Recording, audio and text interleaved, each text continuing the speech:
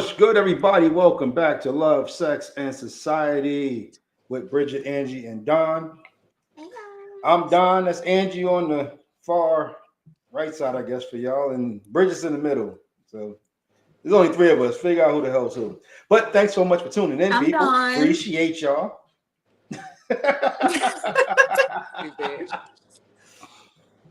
Yo, it's been fucking crazy, but we got some topics. I I guess I'll like go your first. blue, Dawn. I like that. I'm really feeling this royal blue. This I'm bet royal I'm blue is feeling it. It's a good yeah, this color for royal blue is you. grabbing me. I It's a great appreciate color that. for you. So this dude was talking to his girl. His girl was pressing for the relationship, Okay. and he told her, "If we get into a relationship, you got to get off social media. I don't want to be on social media. I don't want my girl being on social media Like at all. Like at all. Like even if she don't post, she can't even at have an Instagram to, at all. stay up on the latest pop culture. And Mm. he can't have one either? He doesn't have one, so Okay. he don't really believe in social media. He don't believe in putting his relationship out there. And he don't believe in his girl being on social media. I feel, I mean, I get it. I can respect it. Yeah, I'm gonna be Um, real. Social media. I feel like the only reason why I feel like I could do it if I got into a relationship. I feel like I could give up social media except for my business because that's the way I promote and a lot of people find me, you know. Yeah, But also I feel like it is people's way of we got double Angie. yeah. It's people's way of staying connected with people they went to school with and stuff. Really Oh, though. we got some technical difficulties. Oh shit, And we're back in a minute, but yeah, um, it's it can be damaging, but I can understand like why you would want. Um, there she goes. She's back. All right, here Mhm. she goes. I can understand why you would want to be on social media because like that's your marketing tool. yeah, Mhm. Um, so and I couldn't understand why a guy would say to you, you know what I'm saying, I don't want my girl on social media. Well, you're not on social media at that point. You're just promoting your hairstyle. yeah. So Yeah, that's but at the different. same time, I'm not gonna lie. Like I've used my personal page to like promote my business too, cause like Mhm. Mm. I got a little amount of followers. You feel me? So it's like, all right, I'm gonna push it wherever I can, you know. Yeah. But I mean, like, is there a certain reason why he don't want her on social media? He just don't believe in his woman being on social media. I don't know if it's religious. I don't know what it is, but he just It's don't believe in his woman being on social media at all. So the it's more she, I giving don't know he what it don't is. want nobody coming to her as a woman in her DMs. Sure. It's That's, given he that don't want sounds weak. nobody have access to her. Jeez. That sounds a little weak. That's a little weak to me. If that's the reason, that's a weak ass reason. Yeah. What you gonna stop from walking down the street too? Because you know guys can approach him walking down the street I too. mean, hey, that could be the stepping stone for that. And I feel like for like today's generation, like I feel like social media is our news. A lot of us don't watch the news. Like, you know, I when don't. we grew up, like, you know, we was around older folks, we had to sit there and watch the news, you know. Hmm. That's how we knew what was going on in the world. But I feel like nowadays, like social media, the blogs, half of us like my older sister wasn't doing social media for a minute. And I'm like, Brittany, there's a fucking serial killer, like not far from your house, bitch. Like, you know, and she not on social media. Well, she wasn't, and then she also don't watch the news, so it's like you don't know what's going on out here, you Yeah, Hmm. you know? don't know nothing, nothing Hmm. at that point. Yeah, so I don't know. Part of me look at it like it's our generation's time, like it's our generation, like of like seeing the news, you know, like breaking Mm. news and when stuff happens. It can be a way to like stay connected with your friends, you know. Even friends like because if you got friends that live out of state, like how you gonna, you know, I'm not saying you can't text them or nothing like that, you know, but Right. sometimes like when you like, you know, people move away and stuff like that, so it's kind of like people's way of expressing themselves, and you get a little peek of their life. I would want an actual reasoning. Like, I Hmm. need to really be able to understand your reasoning other than, oh, I just don't want you to have it. Right. Because you just not wanting me to have something really is giving controlling. But if you have a actual reason that I might be able to even relate to in some sort, be empathetic to, I guess, in some ways, then, I might be able to understand better. But for you to just say, oh, just because I You, don't want you to, but no, I do no, feel I'm, like I'm like with that. social media though, when it comes to a relationship, I feel like people can tend to compare. So we're just going to hypothetically say the woman is on social media and she see a lot of women that are in relationships. They get this treatment, they get that Hmm. treatment, and now she like, why you don't do that for me? It be girls out here. They get this. They get flowers every week. They get this, that, and the third. Mhm. So it's like, and sometimes all of that is just for an image. So I feel like it's giving like, kind of like a false reality, like, and you comparing like what you think your relationship's supposed to be based on like what you see on social media. And So at and that that point, the that does man is happen. telling, sorry. So at that point, so because she's having those, I guess, like irrational, expectations and stuff like that, Hmm. that's the reasoning that he wants her on social media. I don't know if Is that that's what the you're saying? reason. No, I So yeah, know, but that's I'm just no. saying, Oh, like, that's is what that Bridget was like, saying. Yeah, that's what Bridget was saying. Like, Yeah, well, then to me, that's a reason. Like, if I need to be checked on, the things that I'm looking at and the things that I'm expecting, and me being on social media is, the way to rectify that, then yeah, that's a clear yeah. reasoning. I do feel like social media can definitely influence people. You know what I'm saying? Like sometimes in a positive way, sometimes in a negative way. Just like I feel like music can Yeah, influence people. I feel like social media definitely because it's visual. yeah, yeah, I I think definitely agree with that. so. Social media can definitely do a lot of damage to a relationship, um, because we do see things on there, even not just in a relationship. We see things on there like, okay, that's what I want, but you'll realize like that's not even what they got. Like, Yeah. Mm-hmm. um, Like just like it's trends, like you cannot tell me it would be so many women that got BBLs if it wasn't for social media. You can't tell me it wouldn't be so many people with veneers if it wasn't for social media. You Right, know what I'm because people saying? was Like, getting them before. People been getting BBLs and stuff yeah, like that. People been getting that. But yeah, they now all of were, a but it sudden, wasn't at this rate. yeah, oh, right. that's what I'm saying. That the Yeah, girls popped out on social media with it. Now everybody gotta have a booty that's from Texas to California. yeah, yeah. So I I don't definitely need feel all like it that. It's can. nasty. I feel like it could definitely influence people. So I can see why someone's partner wouldn't want them. Like honestly, I don't know. I don't personally feel like. I feel like if I was in a relationship, it wouldn't really be nothing that I would need out of social media. Honestly, like I Yeah. don't Hmm. know. Like Yeah. Hmm. I I don't It's agree. know. interesting. That's both of y'all are coming from a very interesting Agree. If standpoint. if I got in a I relationship, really I could thought y'all delete was my gonna come social media and be differently. fine. Exactly. Like, I mean, if he asked me to delete my social media, I mean, I would. What I mean, Yeah, because I what don't what, I Hmm. what don't is feel social like media really doing? Not what is social media really doing for me, but like, what does social media add to my life? yeah, Not and much. and like let's be real, like you do got So, some women that be in full blown relationships and they still posting thirst traps and shit like as if they still looking. You know what I'm saying? mm-hmm, Yes. Like mm-hmm. so I can see a man not wanting a woman on social media because it's like why you gotta be posting with your ass and stuff like I don't know. I just feel like when you're in a relationship you definitely gotta move different. Mm-hmm. But I feel like people be influenced more off social media what they see other people doing. So it's like, oh, let me do it regardless of you being in a relationship.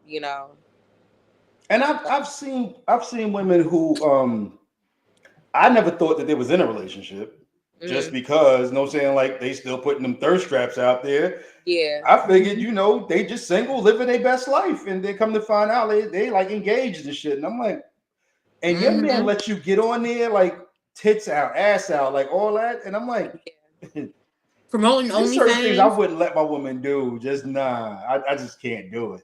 yeah, Absolutely not. Mm-mm. Because even some dudes, like they put themselves out there as if they're trying to draw somebody in. Mm. Like, social media is that is the relationship killer. Nowadays, that is the relationship killer. Yeah. The Um, relationship killer, the thief of joy. It's like, because whether you in a relationship or not, you compare everything on social media. It don't even mhm. gotta be regarding people that's in a relationship. You just comparing like one.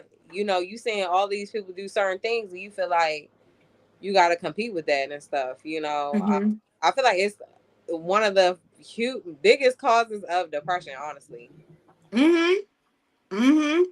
it just depends on People how don't you want to admit. and who you choose to follow. You know what I'm saying? Like, I don't know. I feel like as I'm getting older, I feel like I'm very mindful of like who I follow. It don't gotta be just strictly on image, but it gotta be like people teaching you stuff about character or teaching you how to love yourself. It's to me, social media shouldn't just be like, just about like glitz and glam. Yeah, I've actually gone through my people who I follow Hmm.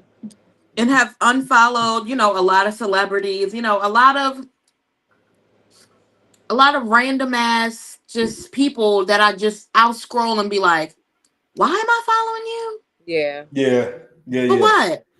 Mhm. For what? Just because you might take some cute pictures and blah blah blah. What am I following you for? You were on Love and Hip Hop 3 seasons ago. Why am I following you?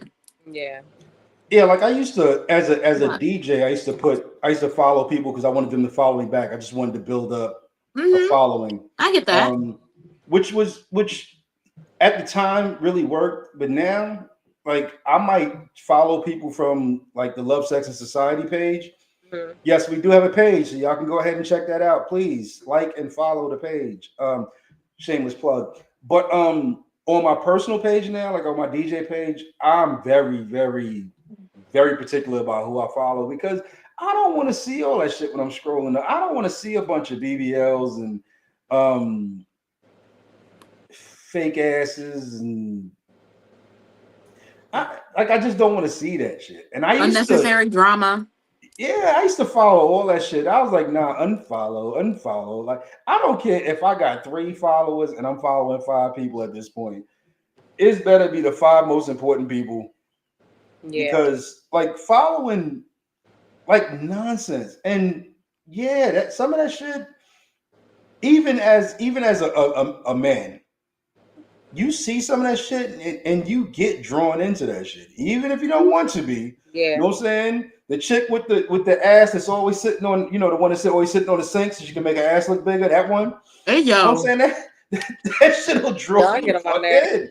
in. You like, real good damn, you know description, what I'm Don. saying? Like, damn. I'm just saying, because that's how the girls with the little ass make it like a big ass. You know what I'm saying? Hey And yo, sit on the edge of the sink so they can push that shit up real good. You know what I'm saying? And if you can't just post like comical shit, or you can't just post, okay, I hung out today and I had fun with my girls or whatever. If every picture you got to be turned around like this, nah, unfollow. yeah. So the question was, Truth, um, is social media ruining relationships? I'm sure you got a lot to say on this one. Yeah. I mean, I feel like we already talked about that. Like women be going in a man's likes and comments and followers, and you know what I'm saying. So Yeah, like I don't know. yeah.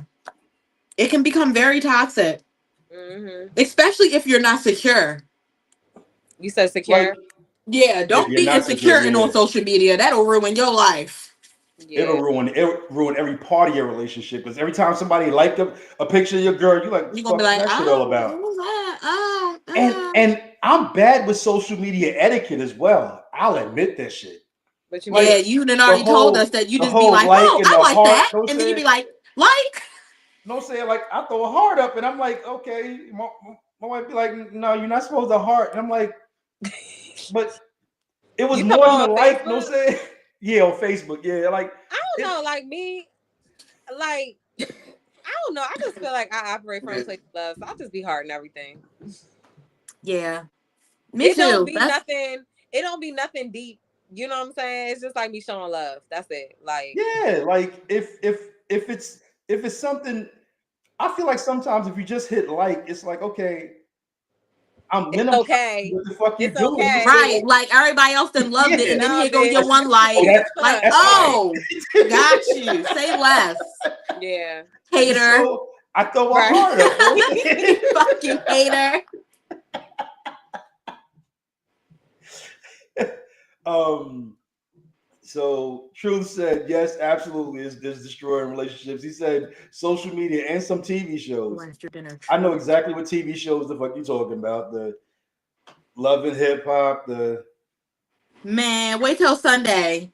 Daddy's going, wow, basketball, come back. Come on. Fake Wives and all of that I'm not shit. And watching that toxic shit. You're I'm not done. watching. You're I not. get You're my not. life to You're not gonna Christ. watch Daddy's Africa. No, I'm not. Yeah. All oh, right. okay. Then All don't right, ask. all Don't right. ask me what happened either. Don't I, ask me what happened. I don't need to ask you. I'm Don't ask me not what watching happened. it. I'm Cause you're done. gonna be watching it. First of all, I'm ashamed of myself that I even entertained watching it. And I told you I got forced into watching it from my You. homegirl. She used to You always know what you watch should be it. ashamed of, Bridget. What? You talk about you won't watch baddies, but you're gonna go see Mr. Baddie himself in a few months. Ba, ba, ba, ba, ba, da, da, da. Yeah, Like, yeah. Like, listen, I he's a have mess. to admit, okay, But one thing I love Kevin Gates' music. It don't have shit to do with his crazy. He got a crazy ass personality. Like you know what I'm saying. It's Yes. got nothing to do with like. I just like Kevin Gates' music. Like so many of his albums, I could just turn on his album and let the whole thing Yeah. play. And Yeah. it's no, and I always say this, like it sounds crazy. I'm not a concert person at all. And I told one of my clients, I'm like, if I pay money to go see anybody, I'm going to see Kevin Gates. And she like, what? Kevin Gates? I'm like, yes, yo. Of And all people, Kevin. both of my sisters fuck with Kevin Gates music too. So my sister was too fucking pumped. Like, she like, bitch. Yeah, and then this girl I grew up with, she went to see him. I don't know if it was like a year or two ago, and she was just playing all of the stories, all the thing on her stories. I'm like, yo, I'm so fucking jealous, yo. So, yeah, Kevin Gates is Oh crazy. Lord. We all have our guilty pleasures.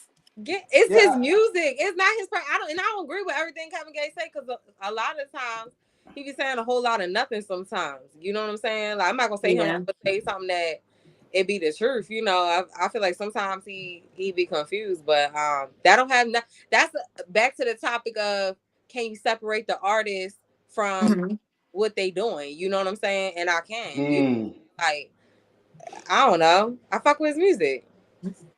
see, that's how I am. Well, I'm a DJ, so music is music to me. Yeah. What you doing in your personal life, that shit ain't got nothing to do with whether or not I'm playing your shit. Yeah. Like I'm gonna play you.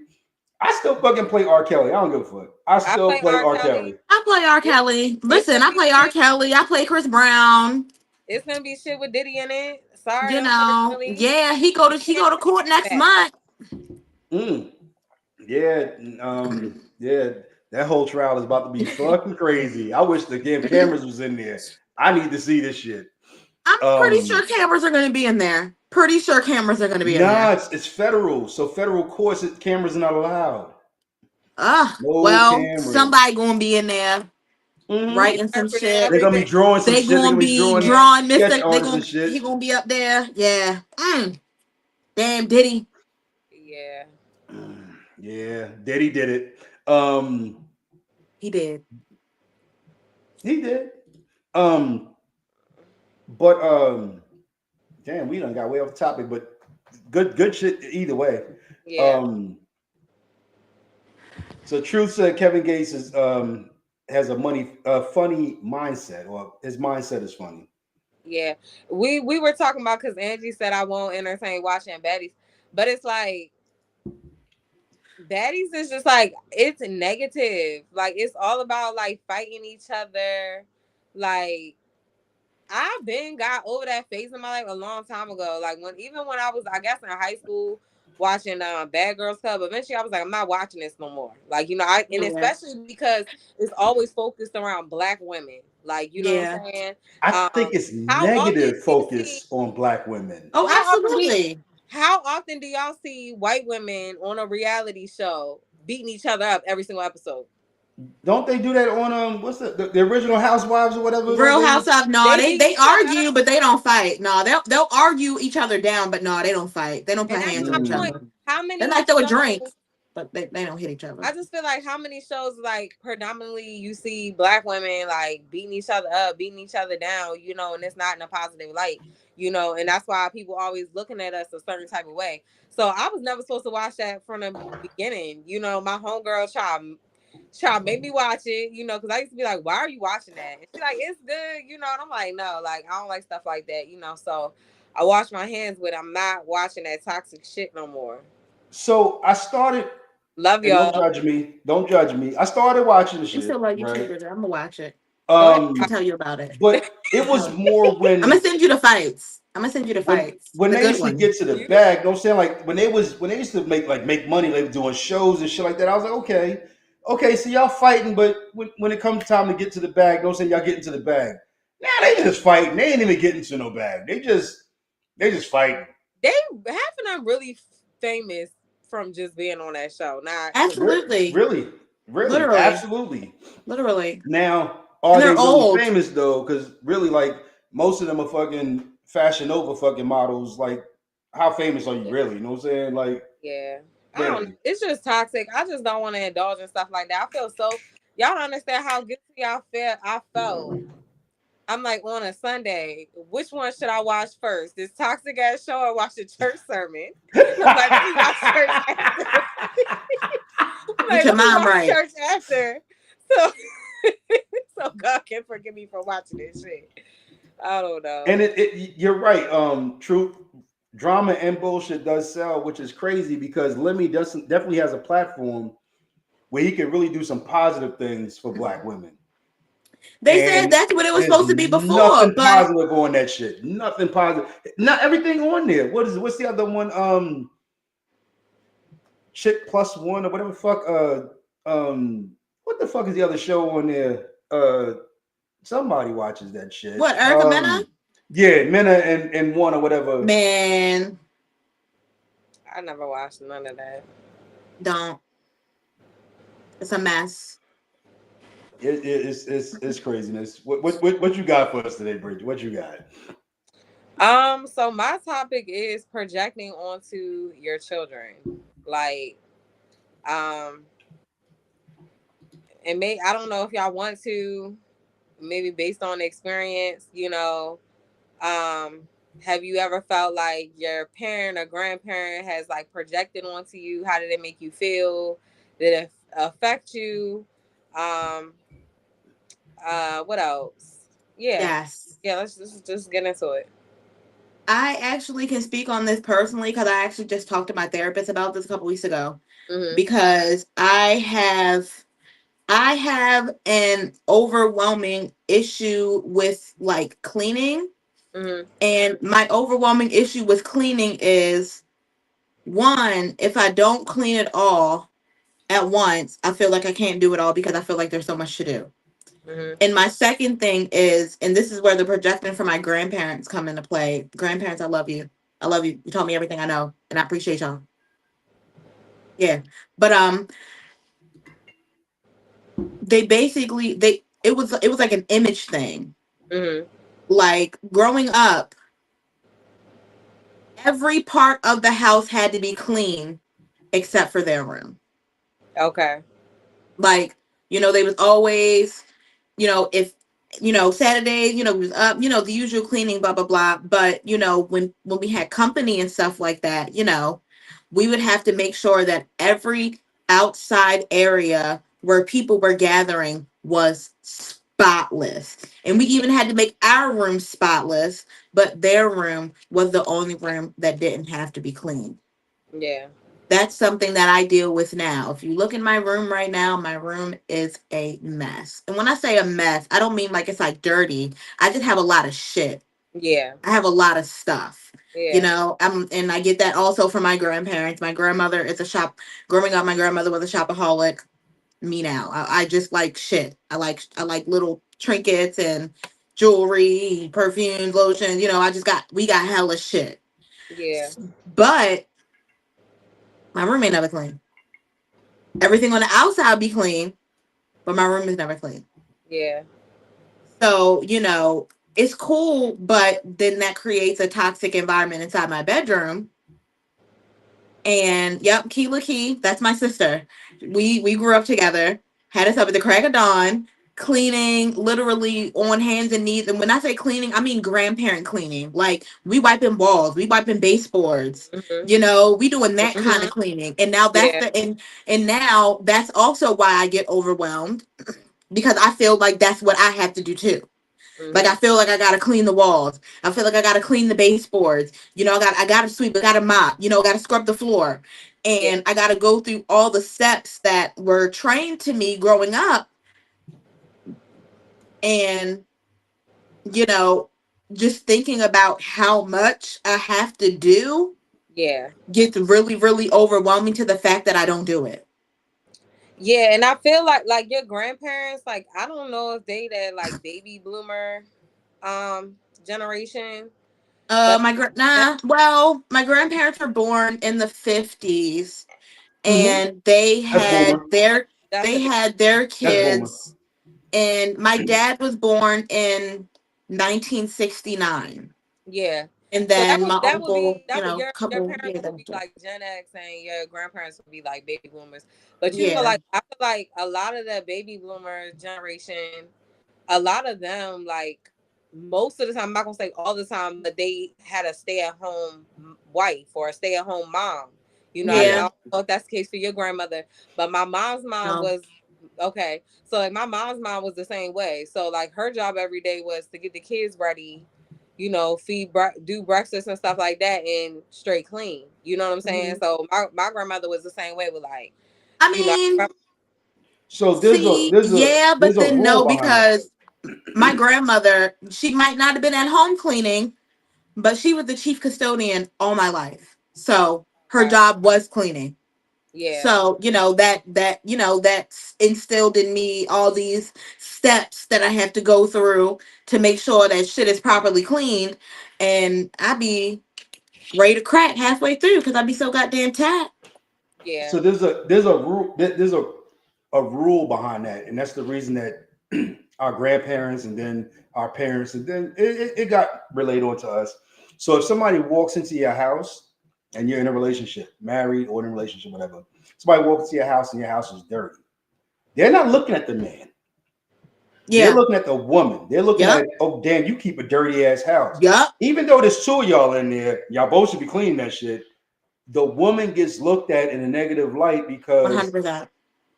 and likewise, have you ever seen somebody go into somebody's house and they compliment on the man on how it's decorated? No, they say you have a really nice house. You know what I'm saying, to the woman. It's yeah, never to the man.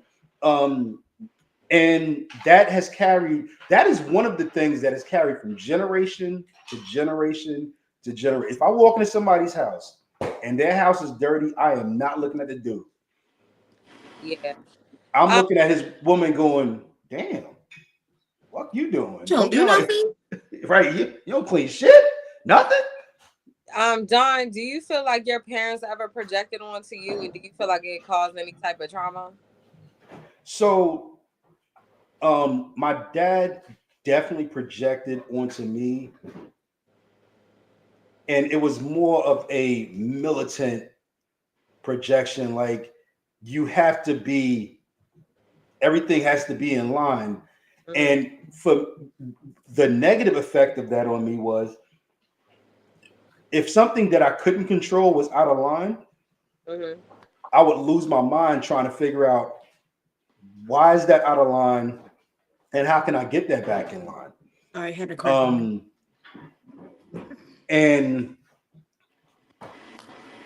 then so I'm sitting there going, okay, so things are out of line. I can't control that. Like, how do I get it back in line?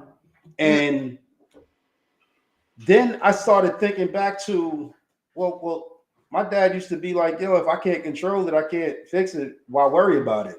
And I'm like, well, all my life I've been trying to fix shit that I ain't got no damn control over, because he always felt like everything had to be in line. But the things he couldn't control, he didn't care whether that shit was in line or not. Mhm. And also, there goes British back. And I'm sorry. also, What nah. can you go back just a So little bit so I can hear you? yeah, so my dad would always have everything in line. Okay. So I would be so focused on everything has to be in line. Like when I walk into the house, everything has to be a place for everything in this place. Everything got to be in line. And Yeah. when I couldn't control something, I would get stressed out. And Mhm. I'd be like, yo, like something's out of line. And like the bill was supposed to be paid yesterday, and I can't pay it till the day after tomorrow. And I just be like, yo, I can't, like, but then I realized when I started thinking back as I got older, I remember when my dad would sit there and the whole house would be falling down around him, and he'd be reading the newspaper. And I used to ask him, yo, like, mom is going crazy and you like nothing. He's like, because I can't control it. And I was like, but all my life, you know what I'm saying? All my life I've been trying to fix things I can't control because of you. Mhm. And now you're telling me if I can't control it, I ain't trying to fix it. Yeah. So that was one thing. Like that weighed heavy on me for a long time growing up. But I do project onto my children. And I Yeah. noticed that my daughter said something to me, and if my children are watching, because they be sneaking in here. What up, y'all? So my daughter said something to me about the fact that I was willing to get married again. Mm. Um, and she said, thank you for showing me that no matter what you've gone through, love is still something that you should still go after. Yeah. And I never noticed that I was projecting that onto my children, but I do want them to understand, like, if you love somebody Mhm. and you really in love, you know what I'm saying? Right. Move fear to the side. You know what I'm saying? Yeah. Anything Right. can go right, anything can go wrong. Take a chance Yeah. on love. Yeah. Um, and I do project it onto my children in a major way. And like my daughter, a great boyfriend. My oldest son, I'm saying, him and his girl been together for a while. And I was telling my son, I was like, yo, ask her to marry you. Like, and he's like, oh, I don't know, we're still young. And I'm like, do you love her and do you see a future with her? Because if you do, pull the trigger. You know what I'm saying? Stop playing around with it, because she's gonna Mhm. lose interest after a while. Right. Um, but that's just because I believe so wholeheartedly in love. And I was like, yo, y'all should too. Like, Yeah. I definitely be teaching my nephew, because you know how like men are, or I guess when they're boys or teenagers or whatever, it's like they get their heart broken and then they want to carry that to every woman that they've been with. Yeah. So I'm hurt. She hurt my me. nephew done had a little girlfriend. He got another one now. But when him and his first girlfriend was over with, I explained to him, like, I'm like, sometimes like it's just not meant to be. I'm like, even if you feel like she hurt you, that don't mean that every single girl is gonna be like that. Mhm. Still treat girls how they supposed to be treated. And I just don't want him to like, paint this image that like every girl is gonna be the same. You know what I'm Mhm. right. saying? Um, but yeah, I feel like with me, I'm definitely gonna say my mother. Even though I love my mother to death, I definitely feel like she projected onto me ever since I was a child. Like when I was young, I would sing in the church choir, and then they had like gave me like a solo, so like I would be practicing around the house and stuff, and she like, what, you can sing. And so she always would be like, you're gonna make me rich, like you're gonna retire me, you're gonna do this, you're gonna do that. And as I got older, I felt like it was a lot of pressure on me to do what my Mm. mother expected of me, because she didn't have any other expectations for me or anybody else. It was just all on me. I was the only child that she was like, you need to do this. Like, you know what I'm saying? You need a retirement. You need to do this. So it felt a lot of pressure. And then, you know, as I'm getting older, because I feel like it's always been on me, and even to this day still been on me, like, Bridget, it's like, Bridget, you need to do something, like, you know what I'm saying? And I feel like it also came with other stuff along the way, like stuff that I feel like me and my mom are still dealing with to this day, like even when it comes to my image, like, you know, in her eyes I need to maintain a certain image, you know, and she's never put this pressure on none of my other siblings, you know. So I feel like and this is stuff I talk to my therapist about. But you know, it's hard. I feel like it causes a lot of depression because it's like I feel like I have really bad body dysmorphia because of it. You know, like if I don't look a certain way, like, you know, even when it comes to like she don't want me to eat too much, you know, and it makes me feel bad because it's like it's nobody else that has this requirement, you know. And it's like if I don't ever fulfill the things that you want me to fulfill, am I never not good enough in your eyes because I wasn't the one to, like, you know Retire what her, I'm saying? right? Yeah, you know what I'm Yeah. saying? Pay the house off and stuff like that. So I feel like, you know, projecting onto your children can be a good thing, but it can't ever be pressure to where they feel like, you know, they're a failure if they don't do what you want them to do. You know, Mm-hmm. like I talk to my nieces and nephews and I see their strengths, you know, I see what they good at, you know, which, you know, being an athlete isn't everything, especially in the Black community. A lot of people in the Black community act like, oh, you know how to play basketball, you need to be in the NBA. You know how to play football, you need to play in the NFL, you know, but we're more than that, you know. But whatever strengths I see, like my nieces and nephews, I'll tell them, like, I think you'll be great at this, you'll be great at that, but I want you to do ultimately whatever you choose to do, you Yeah. know, because you Yeah. don't want someone holding that over your head, like, you're supposed to be this and you're supposed to make sure the family is good, you know. Because like I said, I feel like it will lead you down a road of depression, you know, because you feel like a disappointment to your family, you know, if you don't, you know. But yeah, that was pretty much my experience. But I also want to ask another question, like what do y'all feel like is the parenting styles, the difference in the parenting styles when it come to the baby bloomers, which would be like, I guess, Dawn, your parents, your generation, Dawn, which is Gen X, and then me and Angie, the millennials. So how do you feel like all three of the parenting styles for each of those generations differ? Go ahead. Love this topic. I Dawn, love this I one. feel like Dawn, I feel like you should start first because you experience, even though you're not a baby boomer, you experience how you were as a child. You know, what was your expectation from your parents and stuff like that?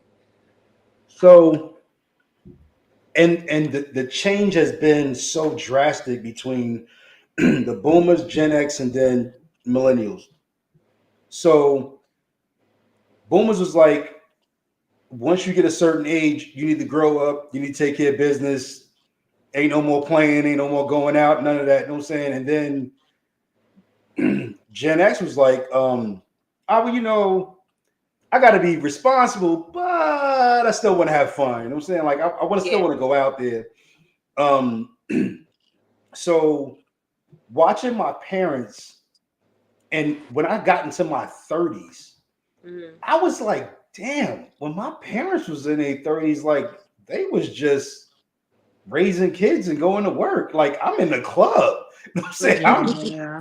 You know what I'm saying? I'm in the club hard. And I'm like, damn, like, am I doing right or am I just totally fucking up? Yeah. And then so millennials is like the boomers are so far past them. You know what I'm saying? Unless you was raised by your grandparents, it's so Yeah. far past you. So Yeah.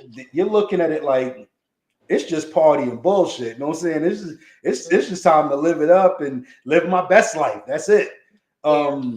But if you had a connection, and I think that's one of the things that we fail at is Mm-hmm. not having that connection to Yeah. those boomers. You know what I'm saying? Because there's still something to learn from them. Even though times is different, yeah, they didn't have computers, let alone fucking social media. times is different, but there's still a lesson to be learned from them. You know what I'm Yeah. saying?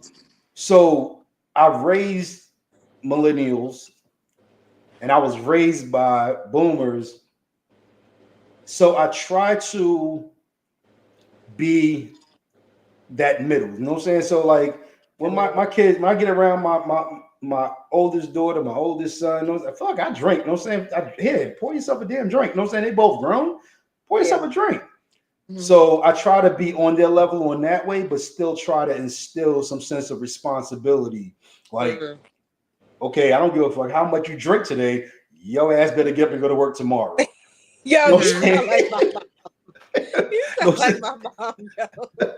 like I don't care how much. Like That's party very all you want, but you get your ass up and you go to work the next day with a headache and all. yeah. Okay, so I feel like with the baby boomers, because I was around my grandmother a lot growing up. Like I usually went to church every Sunday. You know, so it was like I feel like baby boomers, they had more structure, you know. I feel like stuff was very routine. Yes, some of the grandmothers didn't work. One of my grandmothers did work, you know, but it was very structured. It was like very much you respect your elders. You know, like when I went to church, you could not wear a dress without a slip. You know, your dress could not be You longer wore than when your stockings. oh, you wore stockings every single. You You could wore not wear a dress without stockings stockings. and a Yep, slip under that motherfucker. So, absolutely. yeah, but that's how I was raised. But I feel like it was a lot of structure. I don't feel like baby bloomers really mental health wasn't a thing at all. I feel like Gen X, like which is your generation, my mom's generation, you know, I feel like y'all I feel like y'all were the cool parents, but y'all also didn't play because y'all had parents that didn't play. So y'all, Right. like you was just saying, Dawn, like y'all instill stuff in us, like you said, like we like me and my mom, and me and my mom really want to go get drinks, we gonna get drinks, but she's still like, you better make sure your ass do this, you know, like she want, you know, and she was also raised by a military man too. Um, Also, but I think one thing that Gen X, because I feel like y'all be a little hard on millennials, you know, like I hear this so much, like a lot of Gen X be like, y'all soft, y'all soft, y'all soft. But I don't think would like I can say specifically in my situation, like my mother was a single mother of 4.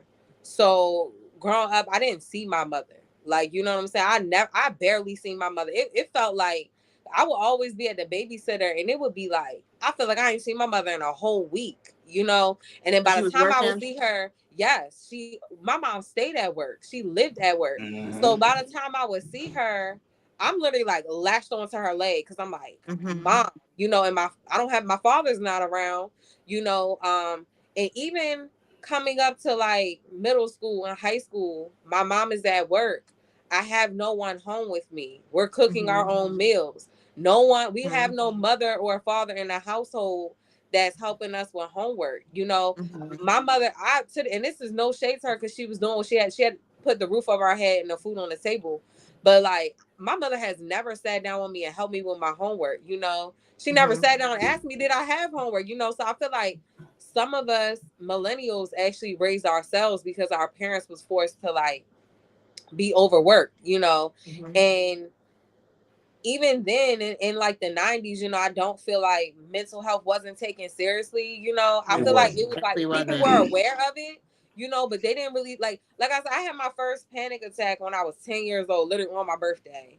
And it was like my mother knew what it was, you know, but I go to the doctor, they didn't care. You know what I'm saying? They didn't do nothing. They never Yeah, because it was fuck you, nothing. you had Like a panic. Get your shit She's together. okay You now. good? Yeah. yeah, so it wasn't like even me having like high anxiety at that age, it like mental health wasn't a thing, you know.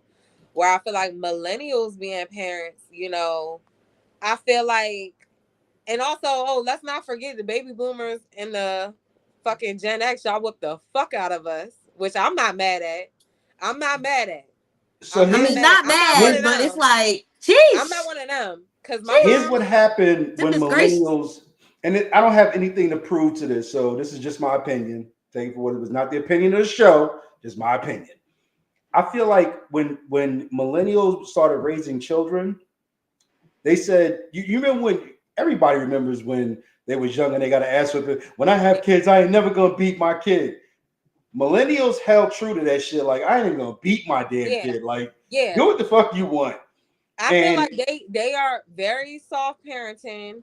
I feel like they're more logical. Like, they want to talk to their children about like what they did wrong, so you understand. I feel like Gen X will like, I'm gonna whoop your ass, and you know you're not gonna do it again because you know you're gonna get that ass whooping, but you don't know why you really got that ass whooping. You know, you just know, like, you know what I'm saying. You're not broke. Figure that shit out. Like, exactly why. Like, oh, you run around in the store, but you're not explaining to me. You running around the store, somebody gonna kidnap your ass, all of this stuff, you know. So I'm not one of them that's like mad that I got my ass whooped as a child, because I definitely got my ass whooped. And I'm not mad at it because it taught me to. And some people don't say you're not supposed to fear your mother, but I did fear my mother. You know, I knew she would be like, "We ready to go in the store? Don't fucking touch shit. Don't fucking ask for shit. Don't ask for shit. Know? Don't touch shit." Same play. So we get in the store and we angels, and people like, you got some good kids, you know. And it's only cause she fucking, you know, she like, I will whoop y'all fucking. My mother famous line was, "I'm gonna put your fucking head through the wall." You know what I'm saying? But I'm not. I swear, but I'm not. I'm honestly not mad at it because it taught me to, number one, respect my mother. Like, it taught me that like what she say is what goes. You know. And I feel like the only disconnect with the millennials being parents is that, okay, yes, I feel like it's more logical, but I feel like it's being misinterpreted by children not feeling like they need to respect authority. You know what I'm saying? Because there's no real discipline. What's the discipline? You know what I'm saying? Like, you know, some of these parents can't even take the phone away for a whole goddamn week. You know what I'm saying? And I get it because have changed and it's security reasons. You feel me? But it's like, where's the discipline so they know, like, if they know they're not getting their ass whooped or nothing, they're not gonna respect no authority, you know? Right. And then one thing I can commend the millennials, because I feel like we're that generation trying to break the generational curses. Is like, we take mental health very seriously. People are putting their children into therapy at young ages. You know, they're not ignoring that, you know. So I don't know. That's my take on the differences. So even though, and I will say, being close to a lot of millennials, like knowing a lot of millennials, hanging out with a lot of millennials, be the cool dad. Not only that, I try to be the cool dad. You know what I'm saying? But mental health for me has become super important. Yeah. So it's like, there was a time when I was just like, you know what, I'll deal with this shit myself. You know, I'll handle my stress myself. I'll handle all that shit myself. But then it was like, okay, so yeah, I want to handle everything myself. But then I start talking to friends that are millennials, and I'm like, oh yeah, maybe a therapist might be necessary on this one. You know what I'm saying? Maybe I can't fix everything myself. So I do take some things from millennials because, you know what? Y'all are not afraid to go ahead and say, you know what, I need a therapist. I need to go talk to somebody about this. I need to know, have somebody focus on me real quick. But I think my phone not working. What's not working? I gotta go get my iPad. Hold on. So, but I have something to say. Don't change the topic. I do feel like we well, you got the next topic anyway, damn it. So I feel like a lot of millennials will allow, what is it, Gen Z now, I think? What Gen Z is the new one? Yeah. They will allow them to have their, whatever they're going through, whatever psychological shit they're going through, they'll allow it to be a crutch. As opposed to, you know what I'm saying, my parents would say, you know what I'm saying, shake that shit off and go handle your business. It's like now, it's like, okay, oh, little Petey is having he's having a rough day. You should just let him sit and think about that for a while. my father would have been like, fuck that. You need to get your shit together before Right. I snatch your ass in neutral. Yeah. But so I think we have to have that balance of, yes, be in touch with your mental health because it's important. Yeah. And we missed a lot of cats who went out and committed suicide Right. because we was just like, yo, shake that shit off. And so we was like, oh, no, saying like, just shake it off. And it was like, nah, no, saying done. Yeah. So we missed a lot of that. So we're avoiding the suicide, but I think we're creating crutches that are not necessary as well. I can definitely agree with that. I definitely feel like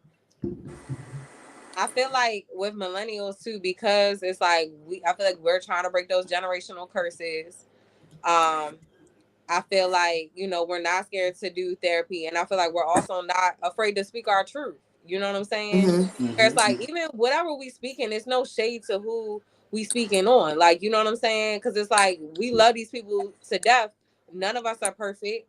There's no manual when it comes to being a parent. You know what I'm saying? Everybody is bound to make a mistake when it comes to parenting, but us speaking our truth, I feel like, Gen X, like y'all generation, I feel like y'all were taught to like bury y'all emotions, and also like that, and baby boomers like, oh, these are family secrets. You take this to the grave, where we like, Yeah, no, we speaking yeah. our truth and we standing on that. You know what I'm saying? Because I need to heal from this shit, and I don't want to pass it on to my children. Yeah. So I do feel like that is something that I feel like your generation has to work on, which I feel like not everybody in generation is open to, but Yeah. I feel like it's something that y'all are seeing through us, because we like, it gotta end with us, And I I agree. will say, millennials, when it comes to breaking generational curses, you all have it. You all have it hands down because most millennials are trying to get their own home, whether they're single or in a relationship, they're trying to get their own home. For our parents, that shit might have been few and far between. No, or at least for my parents, that shit was few and far between. Like a house, you better be lucky we got food on the table. Fuck a house. But millennials is like, no, saying like these are things I got to set my sights on. I get a house. I gotta have a side hustle because I want extra money. I got to get my own business. So these are things that, especially in the Black community, for the boomers in the Black community, a lot of that shit was unheard of. So when I was growing up, I used to always ask my parents, like, yo, why don't we just get a house? And my mom used to be looking at me like, boy, shut the fuck up. Like, get a house. Yeah. No, say we trying to make rent. Yeah, I feel like the generation before the bloomers, they were the ones, they did have businesses and stuff, but that's right when, alcohol came into the communities and drugs came into the communities, that generation before the baby boomers. A lot of them were homeowners and a lot of them owned businesses. You know what I'm saying? Yeah. Was actually thriving with businesses. I feel like the millennials is the ones that's like, especially in the Black community, it's like, no, we taking that back. Yeah, Yeah. you circling back with it. Yeah. Yeah. So I feel like what was the generation before boomers? I gotta look that up. I don't know what they're called. I don't know. know what they call, but definitely a lot of Older them people. like my great grandmother. What? Older. She gonna talk about older people. older people. No, my great grandmother. She the only other person in my family that owned her own business. You know what I'm saying? So, and around that time, a lot of Black people own their business around that time. But that's also when alcohol and stuff came into the community. Alcohol and drugs, and because to be honest, that's how my great grandmother and her husband, they lost their business. They had like a little corner store, and they sold alcohol and stuff, and they start drinking, and it's like to the point where they ain't maintaining their business, but it was like that. So for them, and I'm gonna let you talk because I know we keep cutting I know, you off, Angie. Angie, My bad, Angie. So for them,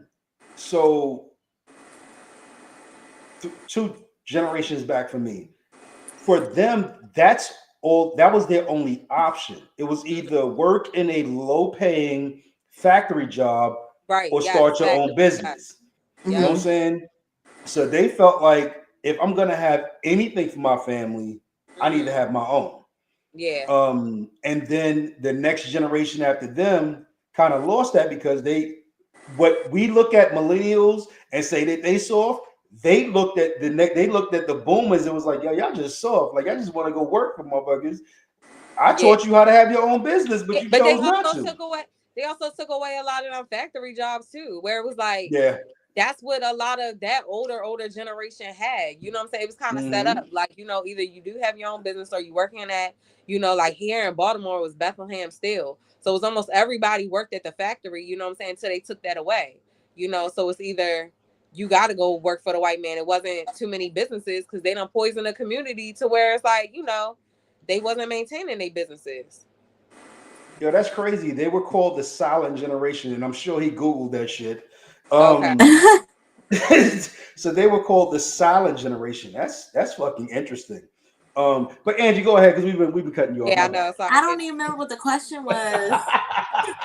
Basically the question was like the initial question was like how do you feel like the parenting styles, or what do you feel like is different with the baby boomers, Generation X, and the millennials? How do you feel like they differ? And parenting styles. Parenting Um, styles, but just in general too. they differ a lot. I'm a millennial that was raised by boomers. I Yeah. wasn't raised by, what is it, Gen Gen X? X, yeah. Yeah, I wasn't raised by Gen X. My Gen X parents, they was out doing them. So my grandparents thankfully raised me and my sister. Um, my grandmother, she ran a pretty tight ship. We did get, I don't want to say we got beatings a lot, but if we got in trouble, we definitely got our ass beat. Wasn't no, yeah, wasn't no getting around that. My sister, she was a blabbermouth. She went to school and told them that we got our ass beat once. That was a thing. Yeah, that was a thing, bro. What's That was that? a thing. I'll never forget that part of our life. That was a thing. And I don't know. I feel like, you know what what I will say is I could 100% tell the difference in parenting styles when I got around my friends, Mm-hmm. Yes. because they was out doing shit and I was clutching my pearls. Like, Because you was raised by them grandparents. what you mean go somewhere else? It's time for me to go home. I got a curfew. What? We Yeah. ain't going nowhere else. I gotta go home. My grandmother gonna lock the door if I'm not there. She gonna make me sit. I Mm-hmm. will sit out. She will have me sit out front Yeah. for a little bit until she feels like coming to open the door. Like, Yeah. yeah, like we had an alarm system. We were those kind of boomers. They had a nice little ADP alarm system, and yeah, you open that motherfucking door. That bitch was loud, so they could definitely hear every time we came in and came out. Yeah. We definitely had hella rules, definitely had hella chores, because, but they both were working. So they was like, we not gonna be working and paying these bills and y'all be in here. So Right. yeah, All motherfucking all happy and running around. yeah. If they wasn't happy, we wasn't gonna be happy. Yeah, if on Saturdays when we ain't got no school, if they was up, we was up. Wasn't no sleeping. There was no sleeping in. Like, even to this day, I can't sleep past 10 a.m. because they never let me sleep. They never let me sleep past 10 a.m. Unless I'm extremely tired, like I can't sleep past 10 a.m. Yeah. And just, I don't know. Like I said, the real difference came out when I got around my friends, and they going to parties and all this stuff and blah blah blah, and like, yeah, I'm going, but I gotta get back home. Yeah, but that's because the millennials that was raised by the Gen X, like Mm-hmm. our parents, they were always working, so they couldn't keep up with us. Like, Mm-hmm. we Mm-hmm. outside, we was being grown when we was kids. Mm-hmm. You know what I'm saying? Like, unless you was around your grandparents, you know what I'm saying? Like, Yeah, your and I grandparents, had both of them, and yeah, both of them were in good. When like in my head, my grandmother is like forever 50 because I feel like that's the age where, you know, I could really start to understand shit. That's how old Yeah. she was. Yeah. And, you know, seeing both of them working, and like even now, I 100% understand why, you know, like she wasn't, oh grandma, can you take us to the mall? Fuck no, I've been at work all day. No, I'm not taking you nowhere. Yeah. I get it now because I don't want to go nowhere after I get off of work. Like, Yeah. you know, she was cooking dinner every day. You know, I didn't go to a restaurant until I was at least maybe like 15 years old. And that was when I was going with somebody else. I was going with, you know, one of my homegirls or something.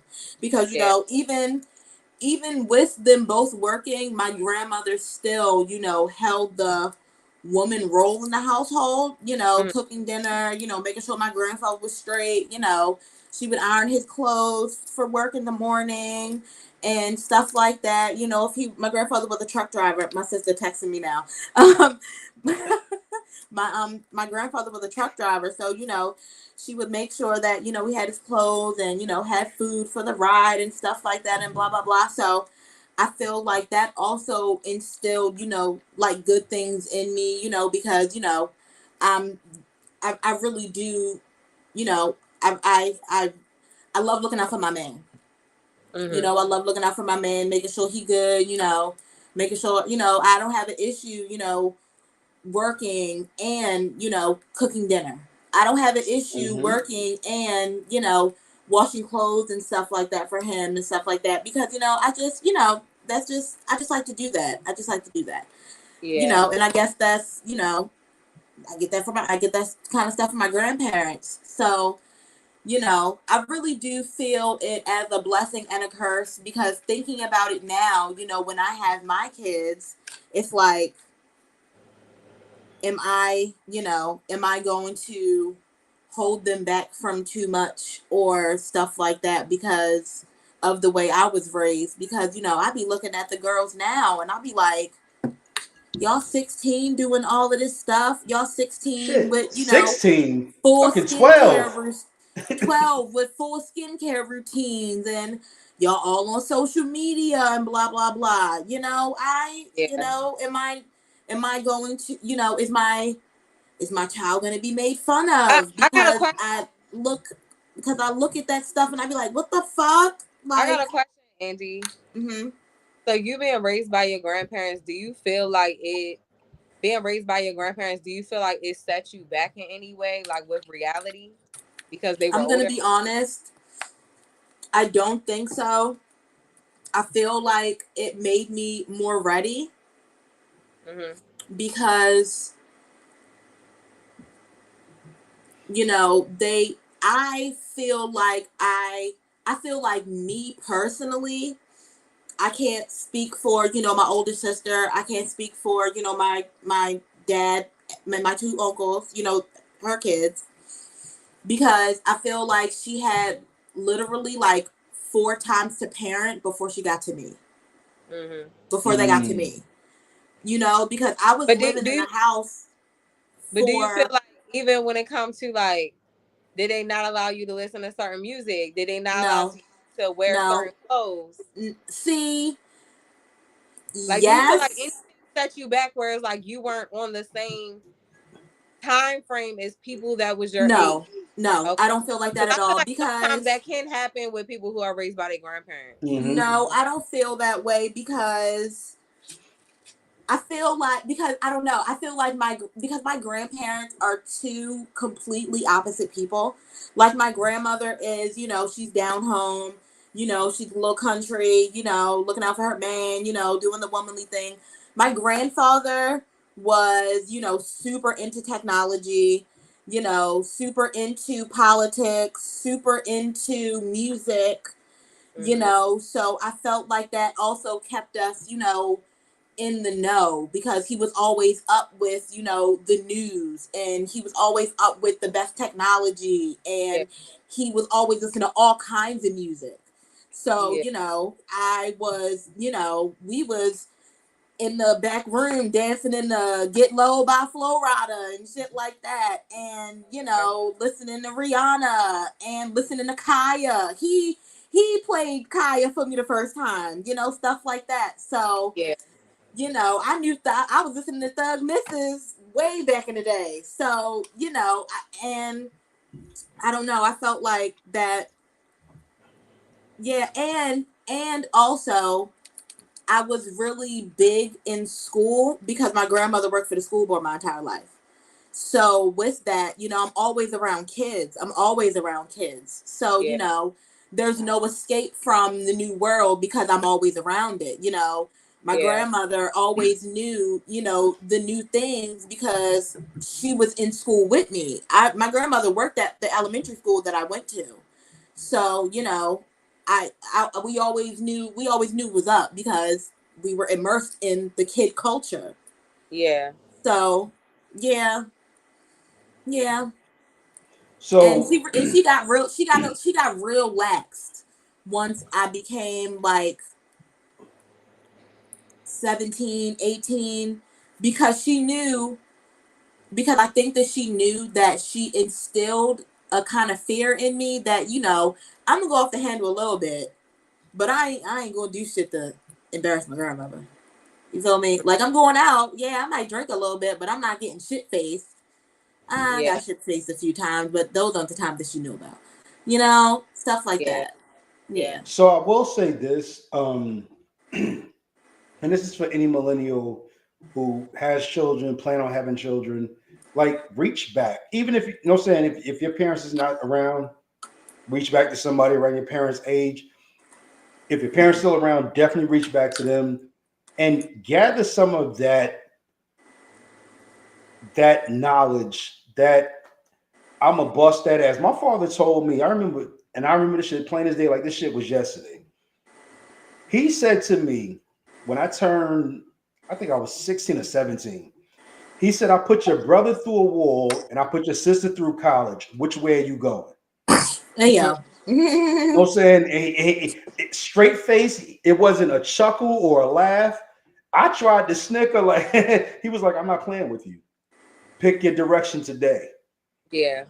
And it was, for me, it was like, damn, I don't want to go on the wall, but I don't really want to go to college either. You know what I'm saying? Like, is there a fucking door beat 3? You know what I'm saying? Like, There you can I go, pick not a door something 3. else? But when he finally got to his wits ends with me was when I got kicked out of school. And he was like, yo, you know what? I'm done. Whatever happens to you from this point on is on you. It's not on me. It's not my business. Whatever you go through, he said, but here's the thing. If you ain't going to school, your ass going to work because you're going to do one or the other in this house. Yeah. And the day that I left to go, when I left to go to school for law enforcement, like everybody else, you know what I'm saying, their parents is hugging them and congratulating, also proud of you. My father took my shit out his trunk, out my suitcase out the trunk of his car, put that shit on the sidewalk, and he said, yo, this is it. Fail, succeed, it's on you. And drove the fuck off. And I'm like, yo, can you walk a nigga in? You know what I'm saying? Like, can you say I'm proud of you? Anything? He wasn't proud of me until I came back home and showed him a badge. Like, you know what I'm saying? I made it. And he Mhm. was like, yeah, I'm proud of you, but here's the thing. Don't let that shit change you. Understand? And I was like, yo, like I can never win with you, dude. Like, there's no winning. But if we can get a balance for the next generation between that Mm-hmm. and the millennials going, you know what I'm saying, yo, you know what? Yeah, you got to be focused on your future. You got to be stringent. And yeah, if you get fucked up, get your ass up and go to work. But at the same time, if you're not feeling right, get some, you know what I'm saying, get some help. Right. Like, let's find the medium, because other than that, the further we get away from our grandparents and our great grandparents, Mm-hmm. we're losing the next generation. And the next, Yeah. I can only imagine what Gen X is going to produce when it comes to fucking offspring. Oh, you mean I Gen can, Z? yeah, Gen Z. I Yeah. can only imagine what the fuck they're going to produce. Well, me personally, like, my grandfather is 91 years old. You know, I talk to him all the Yo, time. big Very up. much in Damn. by him. My grandmother always been like, always been around my grandmother. So I feel like I'm the one, like I'm the auntie that is like, if I call my niece name and she be like, "What?" I look at her. Mm-hmm. Yes. Mm-hmm. Yeah, fix that. What? My boyfriend did Mhm. that to me the other day. He said what to me a Don't want couple me. times. I was like, "Can you stop? Cause I'm a please It's stop, like little things about stop." respect, but I feel like me and my siblings is making sure that their children is instilled. No, we ain't perfect. Like me and my sister, we trying to work on cussing. Like, you know what I'm saying? I'm sorry. Like my mom was like that. Her father was a military man. But the thing is, Mm-hmm. you're gonna know to respect people. Mhm. You're not gonna answer people what. You're not gonna. My niece asked me the one day, like, do I still gotta like a teacher? No, what she say? Do I still have to be nice to a teacher even if I don't like them? I say, yes, you do. Mm-hmm. Respect your others. Teachers don't even get paid that much. A lot of them do it for the passion and trying to teach you something that you're gonna carry with you for the rest of your life. So Right. respect. You know, I'm not saying teachers always gonna be right now pick on people and stuff like that, but you know, those little things is like y'all need to learn to respect your elders. And some of them just don't. This next generation is crazy. It's scary. Now, I Yeah. will say It's for so. millennials, and then I guess we'll move on after this. But I will say this: millennials are definitely more involved in their children's schooling Hmm. than Gen Z was, and Yeah. probably the boomers as well, because it was like, I got shit to do. You know what I'm saying? Your Yeah. job is to go to school, my Right. job is to go to work. You do your job, I do my job. But millennials are more like, you know what I'm saying? No, I'm gonna get involved in the school. I'm gonna go ahead and um I'm a be a part of the PTA. My mother was like, fuck a PTA, that shit don't pay me money. You know what I'm Exactly. saying? Like, Yeah. People is very involved. They can log in. Your grade drop. What assignment you didn't mhm. do? You know. Right. So yeah, they definitely making sure their children is smart. I think it's just the biggest thing is like the respecting authority and just respecting your elders. Period. But Angie, what's your topic? Did you have a topic, Angie? I know we done ran over. Bridget, what's Angie, the like topic, Bridget? Angie. Hold What's my on. topic? I log back in and out. Hold on, y'all. Can y'all My still hear me? topic was Hello? we still here with you. Oh, I think we did we Can lose y'all hear Bridge? me? Yeah, we can hear yes. you.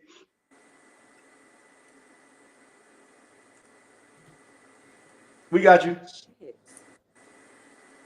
Y'all got me? Oh, okay. Yeah, yeah, we Um, got you. Andy, your topic was trying to force people to like you / seeking validation. Yes, that was my topic. Mm-hmm. A lovely donated topic. I appreciate it. Appreciate you, Bridget. Of course. So yeah, seeking validation from others and, forcing people to like you. I feel like that's something that I dealt with growing up. I don't necessarily want to say forcing people to like me, but definitely seeking validation from others. Mm-hmm. Um, and I feel like I was always seeking validation from others because not shit, fuck them, I'm dead. But I feel like I was always seeking validation from others because I felt like I wasn't good enough. Mm-hmm. Um, Was it self-esteem someone that made you issues feel like and you weren't good enough? huh? Was it someone that made you feel like you weren't good enough? Honestly, I feel like it was really my friends because, I felt like I was the friend that was, how can I explain it? Like, if all of my friends stood in the line, I would be the last one to be picked for anything, basically. Mm-hmm. You feel Mm. me? Like the last person being picked on the team kind of thing. Mm-hmm. So yeah, that's really how I felt. And um, just even now, I feel like even now with some of my friends, I feel like as a trauma response, it's how can I explain this? I feel like as a trauma response, I feel like I go out of my way and do a lot for my friends when you know maybe it's not even really necessary, or maybe it's not reciprocated, or even just looking out for them mentally and stuff like that. I catch myself, maybe double or triple texting when they're not writing me back, stuff like that. You know, when I be calling, I always answer their phone calls, or when I call them, they don't answer their phone calls. Stuff. Small stuff. Yeah. So I remember when. No, they didn't send me anywhere because I didn't have a car. I guess that was a plus. Shut the fuck up. Why would we even ask that question? No. Never been the run to the store. So when yeah, I never was been the store boy. when I was younger, much younger, so probably up until age 13. Let's and I'll tell you why it was age 13 in a second. So I didn't have like my parents had 4 children. My dad was the only one that worked. So it wasn't a whole lot of design or anything. So it was like, yo, and everybody used to make fun of me. My friends used to make fun of me, like, you know what I'm saying? Like, yo, you ain't got shit. And literally, and this is just gonna sound crazy to some of y'all, especially you millennials. I used to like sew shit on my damn clothes to make it designer. Like I would literally it's just so bullshit. Remember Love Don't Cost a Thing? Yes, I was just remember that. Yo, that was me. Like I used to literally go to the shit instead of stealing the whole article of clothing because I didn't want to get caught stealing. I would snatch the fucking Letigre and Izod patch off the fucking clothes and then go home and sew that shit on my shirt, my no-name shirt, so that, you know what I'm saying, like I designed the shit. I'm sorry, Dawn. And when I turned 13, you know what I'm saying, like life changed. I started hustling, all that shit. And it was just like, from that point forward, fuck what everybody else think. I got more than y'all now. Fuck y'all. You know what I'm saying? But there's always still that small part of you that's like, I gotta impress somebody else. I gotta be better just for them to think I'm better. And yeah, that shit gets crazy when you're sitting there you're doing everything about yourself to make everybody else accept who you are. Yeah. And like, it wasn't until probably my early 30s where I was like, fuck what y'all think. Like, I'm gonna be me and that's it. And that's had some bad effects too, because I say shit out my mouth that motherfuckers be like, maybe you shouldn't have said that. I'm like, yo, fuck you. You know what I'm saying? I'm gonna say what the hell's on my mind. So yeah, projecting other people's images onto yourself, that's just dangerous. Shit's dangerous. Yeah. Have you ever had that situation, Bridge? Like when you looked at like you seek others for validation? I feel like I did because I feel like growing up, I feel like, like when I was at like at a very innocent age, where it's like you weren't worried about what this person has and what that person has, or what they look like or whatever. I was just cool with everybody, but I feel like from around like middle school, people just specifically other like girls just didn't like me, for no specific reason, so I guess, I feel like in reality it was like almost like, it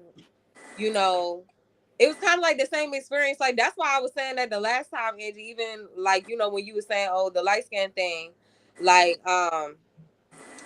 it's like, I don't know, like people would talk about me, make fun of me or something.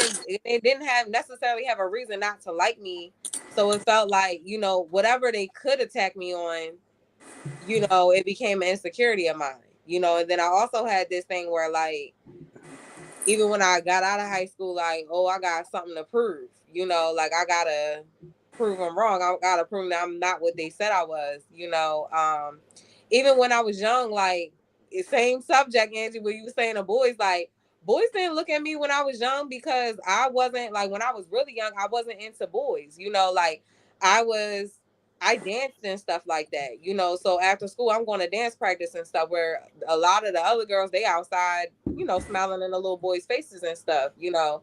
Um, and I also was very tomboyish. Like I would go literally, like, if I got some Christmas money, I'm going in the boys department, getting a full blown boys sweatsuit, oversized, and some Timbs. You feel me? So I just, you know, I didn't, you know, and then it wasn't until like I got in middle school where I'm like, okay, I started to like, it was like probably the middle to like the end of middle school. That's when I was like, all right, let me start embracing my feminine side. But I honestly don't think I would have ever embraced that feminine side if it wasn't for my older sister, you know. But yeah, I don't know. And like I said before, I think it had a lot to do with like my father not being around. And even when he did, he would like dismiss our feelings a lot. You know what I'm saying? Like even I said with the thing with his, like, he'll be like, ask his girlfriend daughter, like, what you want to eat. She like, ain't she gonna ask them what they want to eat? Like, I don't give a fuck what they want to eat, you know. So it's like that feeling of feeling like, you know, some, how the person that brought me into the part the person that had part of bringing me into this world feel like I'm the scum of the earth, you know. So I felt like I'm seeking validation from everybody because you can't understand that, especially as a child. You know what I'm saying? Like, I understand that. Like, you know, I feel like even still to this day, I can't understand why he. I don't know. I don't know if he resented us. You know, I don't know, but yeah, I feel like it did. But I also feel like not being liked most of my life, throughout middle school, throughout high school. I fought the entire time I was in high school. Um, People not liking me, just like they saying in the comments, ultimately made me not give a fuck. You know what I'm saying? Because I feel like for real, like I feel like people always looking at the exterior, you know, and like, oh, you're light skinned, so your life must be perfect, and you get chosen first. In reality, I was homeless twice when I was in high school. You know, like me and my family been through a lot that people would never know. You know, so I don't know. So I feel like, you know, people have judged me and not liked me, you know, based off of image, not realizing like the shit that I've been through, you know. And so as I'm older, I don't give a fuck what people think because ain't nobody walked in my shoes. I don't care if you think I shouldn't have this or I shouldn't have that or why I look like shit so easy. It's never been easy. You know what I'm saying? So yeah, I don't know. Yeah, I feel like I definitely tried to seek validation growing up, but now I be like, I don't care, you know. And I look at shit different too. Like even with celebrities, I don't really idolize them. You know, I feel like we all got an expiration date. You know, these celebrities ain't like, you know, and there's no shade to like Beyonce and nothing, but it's like she's a fucking human being. She's not God. No shade, Angie, because I know you love her. But that's just a prime example. You feel me? Like, so she got. I don't even know she had the shirt.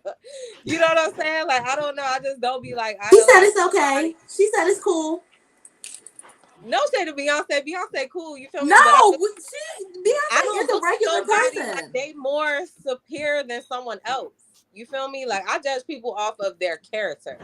Strictly that. Well, I want to say, Bridget, I'm sorry. I'm sorry. I'm sorry. No, because in the last episode, I let my own traumas project through our conversation, and I made a wrong assumption on her life, and I It's apologize okay. for that. But you, Angie, to tell you the truth, you're not the only one. And it's crazy because my mom says that shit all the time. My mom be like, what pisses me off about people y'all age, they always think that y'all was born with a silver spoon in your mouth when it was the whole opposite. You know what I'm saying? And people go off it because I feel like we made it look good when in reality it wasn't what most people thought it was. You know what I'm saying? So All right, help me out, y'all. This is some millennial shit. I don't know what the fuck this shit means.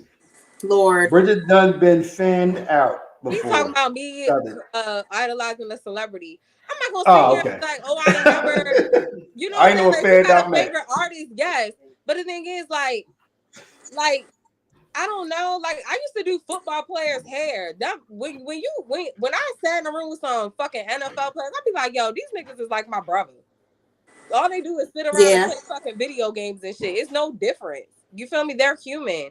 I just don't think you should idolize someone just because of in reality, we just got different jobs. You know, so I'm not gonna sit here and be like, I ain't never like, oh, I like this rapper, or I like this singer. You know what I'm saying? But it wasn't until I actually was around a celebrity for me to be like, these niggas ain't shit. You got a shitty ass attitude or something. You feel me? Like, I don't know. I just look at everybody like, be real. Angie, if you walk past Beyonce tomorrow in the airport, you think I'm gonna pass out. But do you think she's gonna acknowledge you? No, absolutely not. But she won't see me. That's my She point. gonna see me though. That's She gonna see me though. What? She gonna see me. She That's gonna my see point. me, baby. Like What?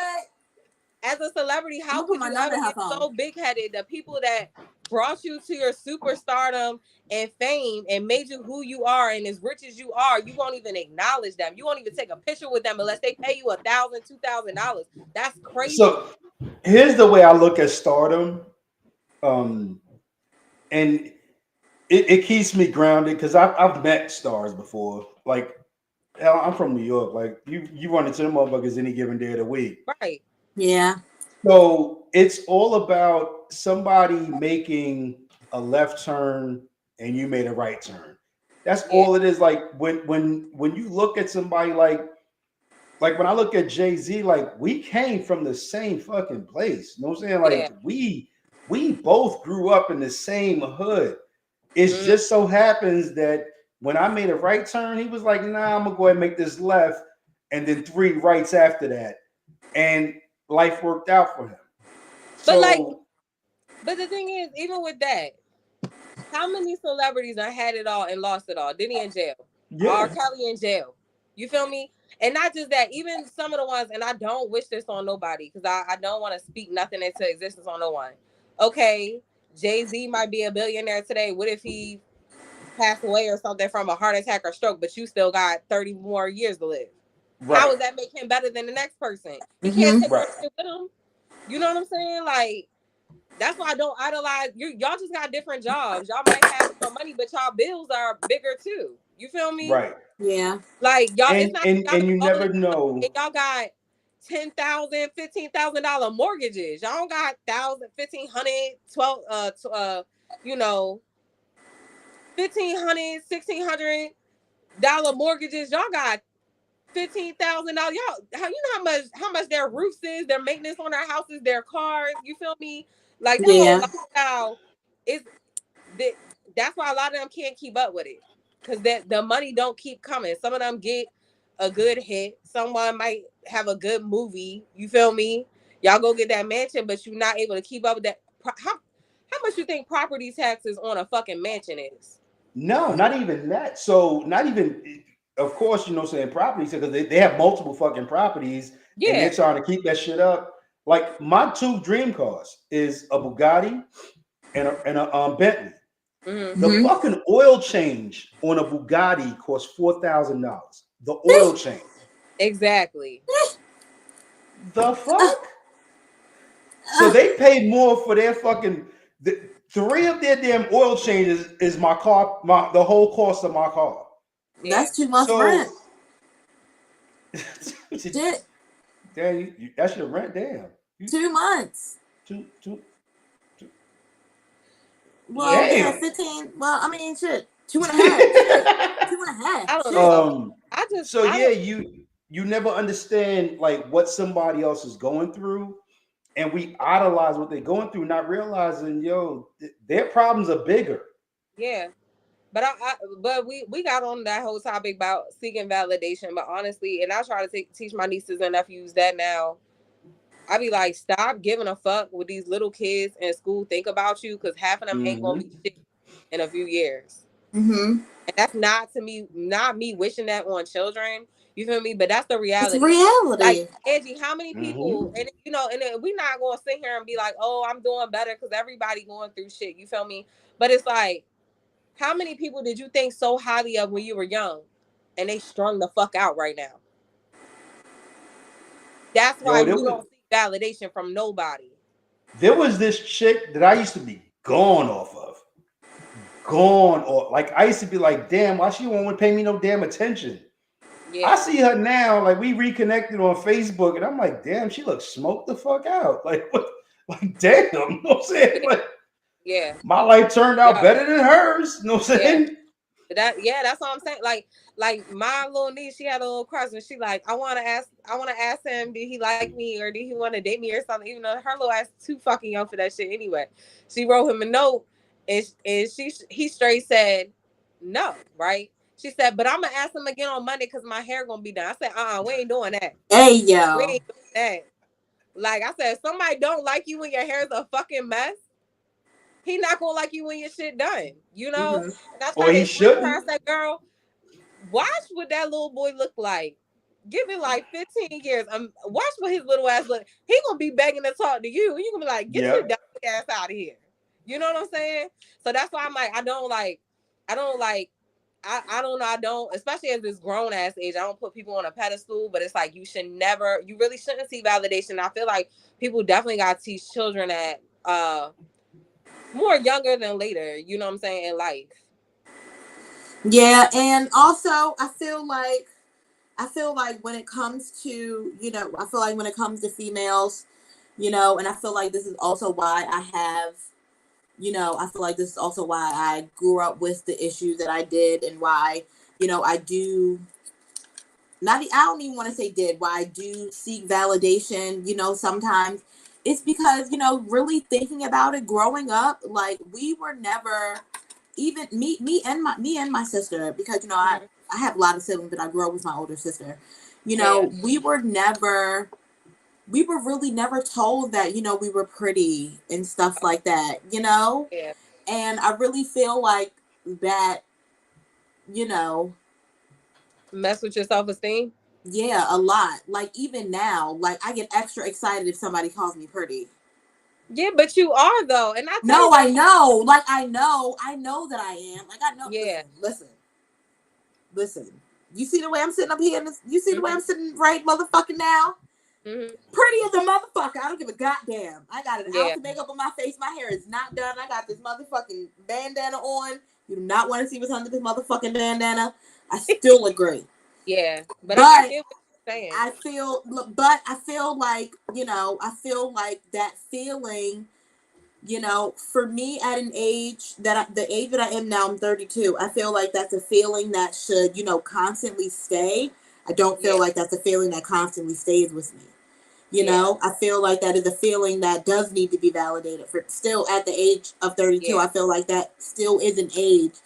Still is a thing that needs to be validated for me. And I'm very thankful that I have a boyfriend that calls me gorgeous all the time and tells me that I'm carrying and I'm dragging around a wagon all the time. I really appreciate that. But, parents, instill beauty into your daughters. Instill beauty into your children. Yes. Instill beauty into your children, bro. Like, I feel like that's something that's very, very, very important for, for your children to hear. Tell your daughters that they're pretty. Tell your daughters that they're beautiful. Tell your sons that they're beautiful. And, absolutely. Don't tell your son he's beautiful. You can tell your son that you're beautiful. You can tell him he's a good-looking young man. All of that. You can tell them that they have beautiful. Let them know that on the inside and the outside that they have beautiful spirits. That they have beautiful souls. Instill that into your children, because I feel like, it was instilled into me, but I feel like it was instilled into me into a way that, I don't know, was weird. Like, my grandmother, she never told me, like, straight up that I'm pretty, but she loved to dress me up. Yeah. Love to dress me up. Love to buy me little dresses and, little shoes and, stuff like Yeah. that. Love to get me little things, but never would outright tell me that, if I wasn't in a dress or something like that, I never heard that I was pretty. Never. Yeah. To be honest, Angie, I don't feel like my mom was really that way neither, to be honest. Like I don't ever really recall my mother like saying like, "Oh, you're so beautiful." I do know that my mother did instill love. She would always just say, "I love you, I love you, I love you." You know what I'm saying? But I like kind of relating to you. I feel like it was really my dad's thing, because like other people, if we go somewhere, my mom got us all dressed up or something, people might be like, "Oh, those are some cute little kids. Those kids are gorgeous." You know, they might tell my mom that. And then like growing up, I used to guess also pin that with why my father's not around. Like people always be like, "Oh, you have some cute children. You have some very well behaved children," to my mom. So why my dad don't love us? You know what I'm saying? Like who was proud to have that? You know. And I also feel like even coming up like high school, even with dating, I don't feel like people have told me that I was beautiful, like for real. I feel like somebody I even dated like never would tell me that I was beautiful, and I feel like it was out of like, "Oh, I'm a humble," you know what I'm saying? So it wasn't something that I would never go around like, "Oh, I look good," like, I'm not one of those people. Like, I'm very humble, but it was like it's almost like someone won't give it to you because they don't want you to feel that way. You know what I'm saying? Like, I feel like I experienced that even with like dating, like, "Oh, I'm not going to tell her that because I don't want her to believe it." Yeah. Yep. I might bring this up to my therapist. I feel like I got some shit to work through. I got some deep shit to work through, bro. Because listen, the things that I'm not saying in this motherfucking podcast, I got some shit rolling through my head, bro. Well, we here for you to talk to. That's what we here for. Talk to us too. Yeah. But it's all about. I'm gonna cry after this podcast over. You can cry right now. You can cry right now. I'm good. We let you cry right now. Listen, no, I can't. I can never cry. I can never cry on camera. When Crying I cry, is not my eyes get real puffy. Like it looks like I have an allergic reaction. I will never cry on camera, bro, ever. And so here's the thing with that. And I'm gonna say this before we end. I do not want us to end. We have to teach our children, both males and females, crying is not weakness. No. Crying is just an escape of emotion. Let that shit the fuck out sometimes. Yeah. And I'm not trying to get you to cry, Ange. You know what I'm saying? No, because I'm not. You strong. Oh my goodness. We know you. But sometimes you just gotta let that shit go. My sister just sent me a message talking about call me and cry. Yeah. I don't feel like crying definitely don't display weakness. If anything, it displays your strengths because you able to analyze things and you're able to process your emotions. You know what I'm saying? Yeah. Like people be so steady trying to hide their emotions, that being emotionally intelligent, emotionally available, that doesn't make you weak, like at all. You know what I'm saying? Like if anything, it makes you strong. It shows you got courage. You don't care. I don't know. I cry. Oh, I cries. Yo, let me tell you. Don't let me scroll past the sad video on TikTok. This is coming from a man. Looking around like. If y'all ain't never seen a man cry, trust and believe, yo. I shed them tears because I'm tired. I got tired of holding that shit in. I got tired of sitting there and going, yo, I gotta be the strong man. Yeah. Yo, sometimes it's heavy. You just gotta let that shit the fuck. You gotta let that shit the fuck out. Excuse me, yo. Right. Yeah. And you gotta talk about it too. You can't hold everything in, especially men. Yeah.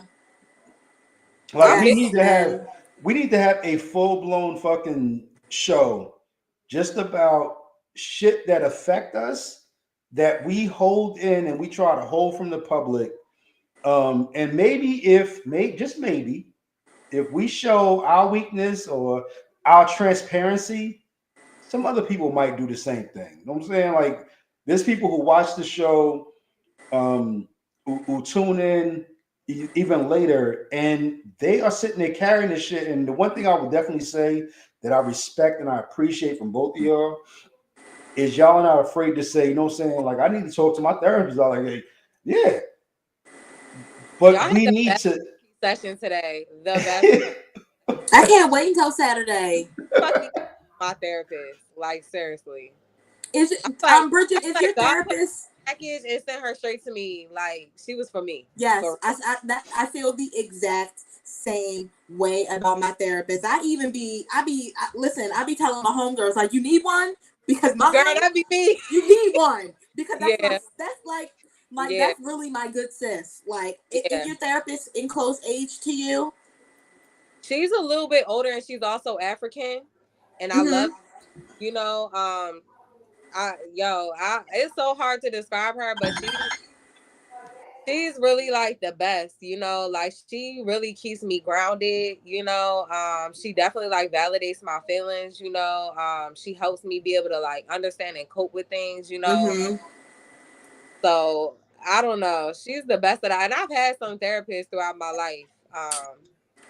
You know, she's it. She's definitely it. I think that's the key though. Some people, because I've had some bad therapists and it's like if you get a bad one, you ready to give up. Like I ain't fucking with you. You know what I'm saying? You really gotta find one that's for you. You know, just like a job. You'll start working at a job and you be like, I don't fucking like it here. I don't like these people. Da da da. That means it's not for you. You know. So I feel like with a therapist, you gotta search that just like you gotta search anything else in your life. You know. yeah. You'll know when it's for you. Yeah, Like I like I that had my therapist. Go ahead, Don. but I had a so my therapist and I don't see her no more, you know what I'm saying? Because that shit was getting expensive and she wasn't covered by my insurance. I was paying out of pocket for that shit. So I was like, yeah, you did good. I'm good. I'm done. But when I tell you this Asian lady, Mrs. Kim, if you ever tune the fuck in, yo, thank you. Because she wasn't spoon feeding shit. I would sit there and I think I told y'all about this on one of the previous shows. I would sit there and be like, oh, but I'm trying to do this. And she was like, stop trying and do it. Yeah. And I was like, all right, little Asian lady, you supposed to be here for me. You know where that comes from? Where? What the fuck is that? Baby Yoda. That's where that comes from. There's no try, only do. Yeah. And she was, and I would actually hit her up when I was going through like, yo, today is just rough. And I would text her and she'd be like, yeah, you don't have a session with me today, but she would give me like 15 minutes. She'd be like, you got 15 minutes. I'm not going to charge you for. Yeah. I love that. So you got a good therapist because like my sister was telling me that like I think her sessions was only like 30 minutes and she was like, she would like, it would take her a while to open up to her therapist. And by the time she get into the good part where she's starting to get emotional and like ready to talk about the good part, the therapist would cut her off like, okay, well that's been 30 minutes. And I'm like, what? Like my therapist, we just go based off of like, did we come to a resolution? You know what I'm saying? And whether it's 15 minutes, 30 minutes, 45 minutes, even if we rank, because I think we get a whole hour. Which we rarely go to a whole hour, but if we did go over an hour, she would. I don't believe how she would ever cut me off. And she's even because she was out of the country a few weeks ago, and I told her, I'm like, I just been going through it, you know. She like, Britta, you can call me. I don't in the middle of the night, like, you know. She was like, I do not care because ultimately that's what, you know, therapists are supposed to do because people don't get crisis hotline. So if you're really feeling like I'm feeling suicidal or something, like you're supposed to call the crisis hotline, but a lot of people feel more comfortable with their therapist. So a good therapist knows if my client is really going through a true crisis, I might be one that they reach out to, and I might be the one that saved their lives, you know. A good therapist wouldn't sit there and, you know, try like straight go off of the clock, you know what I'm saying? Like unless it's like way off, you know. But so before we shut down today, I got a request. I don't know how we gonna work this shit in, but we gonna figure out a way. So Truth is the new minority. That's another show that I'm on. He's the one that's on here right now. He's been talking all damn show. He wants us to do a joint show. So if y'all want to watch full blown fucking shenanigans, please tune in to that show. I don't know when the hell we gonna all do it. That's gonna be full blown fucking shenanigans. I promise y'all all. And we're gonna do it. I want to do a show, and I want this show to be named. I'm gonna go and speak this shit into existence. We all need a little bit of therapy, and I want us to all talk about that. Huh? Dream Team needs the most therapy because did y'all see what the hell he wrote? He gonna say, "What is she getting piped out by at the time you call?" She gonna have to pause that dick appointment and answer my motherfucking phone call. Dream Team, do me a favor. Oh, crazy. Go to bed. Right. Go to bed. Go to bed. No, that's the favor. No. Go to sleep. Because I think he needs a little bit of us in his life. He do me a favor with some weird ass fucking scenario like that ain't got shit to do with nothing. Dream Team, hit me up on if you're on IG, hit us up on it's Love, Sex, and Society all ran together. Please DM me your information so that we can get you on a fucking show. Because I promise you, we need to put you on camera and really have a full-blown conversation with you. But we got to have an intervention with you, my nigga. I'm not. A mess. But yo, tonight's show has been crazy. It's been interesting. You know what I do like about our show? I don't care what direction we talk about when we first get on. The show will take on 5 different directions. Sometimes we circle back to conversations. Sometimes we got new shit going on. But you know what? We don't plan for this shit. The shit that goes on this show, we don't plan on it. We had 5 topics. We only planned on 3. I promise you. So, thanks everybody for tuning in. Thanks for joining us. If this is your first time, please do us a really big favor. It don't cost you a damn dime to hit the like, subscribe, and notification bell.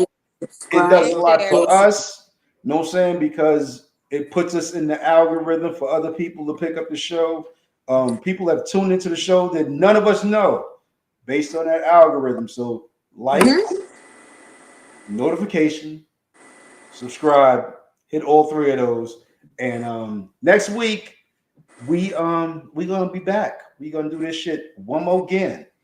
But until then, from Bridget, Angie, and Don, we actually are sitting in the right fucking order right now. How about that? Bridget, Angie, and Don. Yo, be easy, people. And Beyonce. Love y'all. Oh, and Beyonce and B. No. Later, people. Bye.